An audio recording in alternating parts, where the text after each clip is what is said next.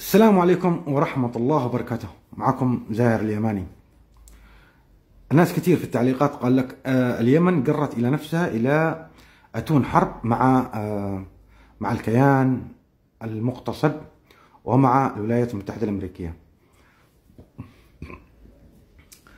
الهدف من ضرب الكيان مش فقط إنه نضرب الكيان، فهمت كيف؟ وللتخفيف من إنه نقول لإخواننا نحن معكم، لا. الهدف الأكبر والأسمى من هذا كله إنك أنت تقلب جزء من القوات المهاجمة لإخواننا نحن في فلسطين إلى اليمن. الهدف الآخر اليمنيين، بس عشان تفهموا، اليمنيين لما يضربوا هناك الحين مشي الولايات المتحدة بعثت بوارق وزوارق حربية ومدمرات إلى شواطئ تل أبيب وفلسطين الأراضي المحتلة. اليمن تقوم بتشتيت قواتهم عشان يقول اليمن لنخفف من معاناة الشعب الفلسطيني، لنخفف من معاناة الشعب الفلسطيني. فلسطين تحاربها مش بس الكيان، تحاربها أمريكا، بريطانيا، فرنسا، حلف الناتو، مش بس إسرائيل، لا، قوات أمريكية مشاركة في اقتحام غزة. وش اللي صار؟ العرب ساكتين، الدول العربية ساكتين. يعني بس احنا مع فلسطين، احنا طلع كله كلام على الفاضي.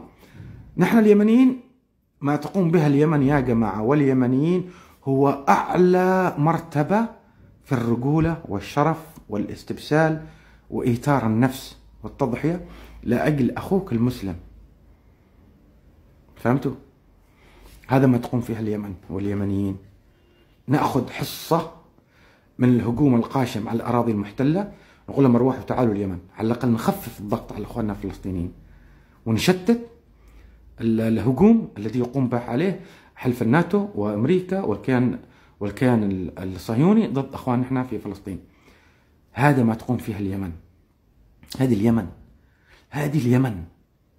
فيجي واحد بالتعليقات بيقول لك ايوه انتم الحين تحاربوا عم بتخرجوا لاجئين عند الدول الاخرى. نحن ما نخرج لاجئين، احنا نخرج، واحد يخرج يشتغل ويصرف على 4، يصرف على 20، يصرف على 5 بيوت، يصرف على 5 عائلات. فهمت كيف؟ هذه هي. هذا نحن اليمنيين. نحن اليمنيين كده من صغر نحن رجال، ومن صغر نحن نحب الخير لاخواننا نحن في كل مكان في العالم. هذه اليمن يا جماعة، اليمن الذي أوصى بها الرسول عليه أفضل الصلاة والسلام وذكرت في القرآن أكثر من مرة.